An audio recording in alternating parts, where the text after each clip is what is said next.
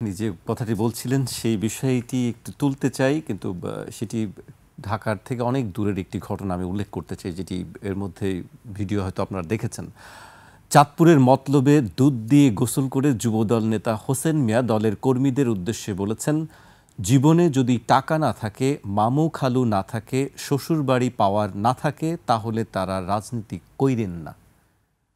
শরীফ ভাই, এইটি সেই টাকা, ক্ষমতা, শ্বশুরবাড়ি, মামু খালু, এইগুলি আমরা নুরুল হক নূরের বক্তব্যে কিছুটা পেয়েছি। ধন্যবাদ। প্রথমত, আমাদের সমাজটা ক্রমশই ভোগবাদের দিকে অগ্রসর হচ্ছে।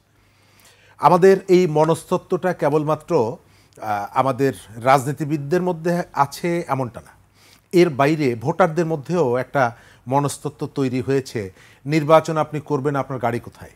নির্বাচন করবেন, আপনার এইটা কোথায়?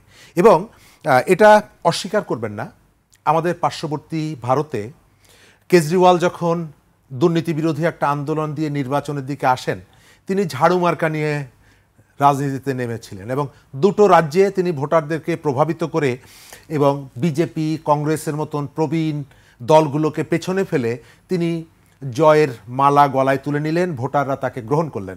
আমার ধারণা, আমার এখানে আমি যদি একটা বা কেউ একজন ঝাড়ু মার্কা নিয়ে নির্বাচনী প্রতীক নিয়ে যখন পাবলিকের কাছে যায়, অনেক সময় আমরা মনে করি যে এটা পাগলামি শুরু করেছি। আমাদের এখানে ভোটারের যে মনস্তত্ত্বর কথা বলছি, আমরা তিনটার সময় ভালো মানুষ খুঁজি। এক হলো যখন মেয়ের বিয়ে দেব, তখন ছেলেটা ভালো হতে হবে।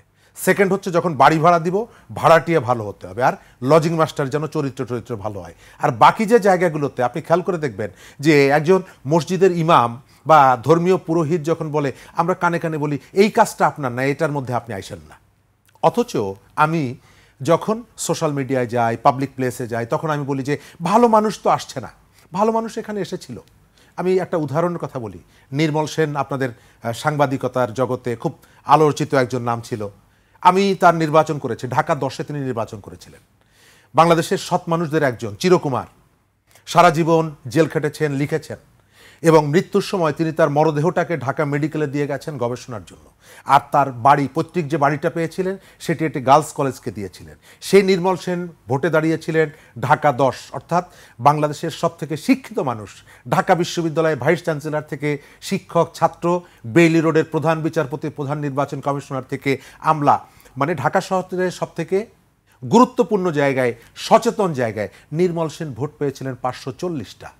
অর্থাৎ এই যে কন্ট্রিবিউশনটা, এই কন্ট্রিবিউশনটাকে আমরা যতক্ষণ না পর্যন্ত সেটিকে আমি সম্মান করতে না পারবো, ততক্ষণ পর্যন্ত এই যে সাধারণ মানুষের, নূর ভাই যেটি বললেন, গণ অভ্যুত্থানের প্রায় 293 জন মানুষ একেবারে সাধারণ মানুষ, একেবারে গরিব মানুষ।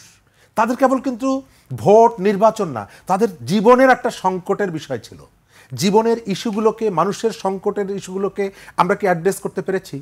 এই যে এক বছরের বেশি সময় পেরিয়ে গেল, আমাদের পুরো আলোচনার বিষয়টা হচ্ছে সমাজের উপরিকাঠামোর কতগুলো বিষয়। একদিনের মধ্যে 25 টাকা পেঁয়াজের দাম বেড়ে যায়, রাতের বেলায় ব্যবসায়ীরা সিদ্ধান্ত নেয় 5 লিটার একটা বোতল পরদিন সকালে আপনার 50 টাকা অতিরিক্ত দামে কিনতে হবে, সরকার হাত কসলায় কিছু বলতে পারে না। এই যে জায়গাগুলোকে আপনি যদি অ্যাড্রেস না করেন, আপনার এই যে পরিবর্তনটা টেকসই হবে না, সাস্টেনেবল হবে না। এবং হবে না বলে আমাদের পলিটিক্সের এই যে, আমি মাঝে মাঝে বলি যে জামাতের বিষয়টি এসেছে, তাদের রাজনীতিটা অনেকটা, আমি এর আগেও বলেছি যে মৌলভীবাজারের 7 রঙা চায়ের মতো। আপনি এক এক অ্যাঙ্গেল থেকে এক এক ধরনের। মোহাম্মদপুরে যখন দাঁড়াচ্ছেন, তখন মোবারক সাহেবের পক্ষে ভোট চাইছেন, আবার প্রেস ক্লাবের সামনে দাঁড়িয়ে বলছেন পিআর চাই। ঢাকায় এসে বলছেন বাউল নিয়ে কথা বলছেন, আবার সাদিক কায়েম সুনামগঞ্জে গিয়ে আগে কি সুন্দর দিন কাটাইতাম বাউল গান গাইছেন।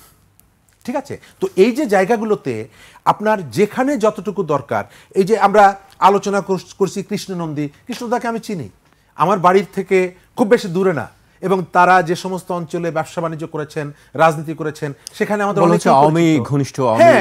হ্যাঁ, আমি তার যে সার্কেল, নারায়ণ স্যারের সঙ্গে আমরা স্যার বলতাম তাকে, উনি একজন স্কুলের শিক্ষক ছিলেন, তার যে সার্কেলটা, এই সার্কেলের অনেককেই আমরা চিনতাম। এই কারণে চিনতাম, আমি যখন ছাত্র ইউনিয়নের প্রেসিডেন্ট, আমার কমিটির 1 নম্বর ভাইস প্রেসিডেন্ট, তার বাড়িতেও ছিল ডুমুরিয়ায়।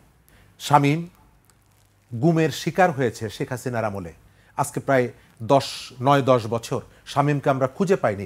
শামীমের ওই যে সার্কেলটা ধরে আমার যাতায়াতটা ছিল ওই অঞ্চলগুলো, তো অনেককে আমি চিনি। আমি এই মানুষগুলোকে কিন্তু আপনার সঙ্গে যখন থাকবে তখন হচ্ছে এটি আপনার কৌশল। আওয়ামী লীগের লোকজন আপনার সঙ্গে থাকলে এটি কৌশল, আওয়ামী লীগ থেকে লোকজন নিয়ে এসে আপনি নমিনেশন দিলেন, এটা কৌশল। হামিদ সাহেবের রিলেটিভ আপনার দলের নমিনেশন পেয়েছে, এটি কৌশল। আর আমাকে যখন আপনার পছন্দ হচ্ছে না একটা ট্যাগ দিয়ে ফ্যাসিবাদের দালাল। কে ডাক্তার জাহিদ, তার কথা যখন পছন্দ হচ্ছে না ফ্যাসিবাদের দালাল। জুলকারনাইন সাহের, তার কথা পছন্দ হচ্ছে না, সে ফ্যাসিবাদের দালাল।